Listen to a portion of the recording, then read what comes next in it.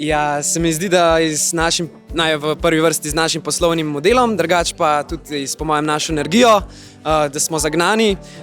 Ob 3 ponoči danes smo še nekaj popravljali na digitalni enoti, ampak na koncu je vse dobro šlo.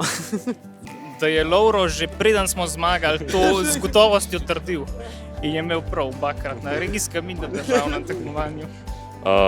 Mislim, da je en korak, ki ga moramo še narediti, je marketing, da to podamo ljudem, da res bojo vedeli za nas in da se bo pač več bomo lahko to prodali naprej.